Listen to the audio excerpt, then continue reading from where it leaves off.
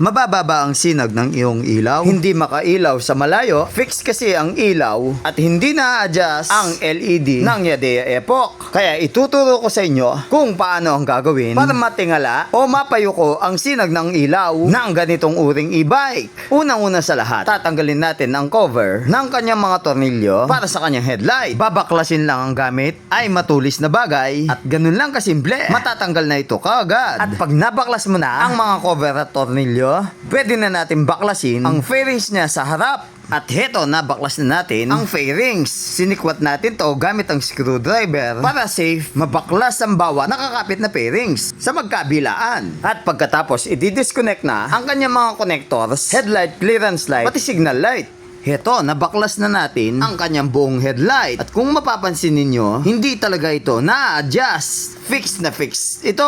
Hindi katulad nung sa mga ibang motorsiklo, meron kang pagpipihitan para yumuko o mapatingala ang liwanag. Para mapa-adjust ang liwanag ng headlight, ganito lang ang diskarte. Ito ang alambre technology. Magpapaikot ka lang ng kapirasong alambre sa bakal. At pagkatapos, kakatingin mo na yon. At pag naputol na, kakalasin mo na ng isa-isa. Ganito ang kanyang finished product. Ito ay magsisilbing parang washer. Ilalagay mo lang ito sa pagtotornilyohan ng headlight. Pwedeng pa isa-isa, pwedeng doble, pwedeng triple. Depende na sa iyo yon. Kung gusto mo talagang nakatingala, at ilalagay mo lang yun sa taas para tumingala ang posisyon nito. At pagkatapos, ilalagay na ang mga tornilyo. Ibabalik ang lahat para matatag ito. At pagkatapos, ilalagay na natin ito.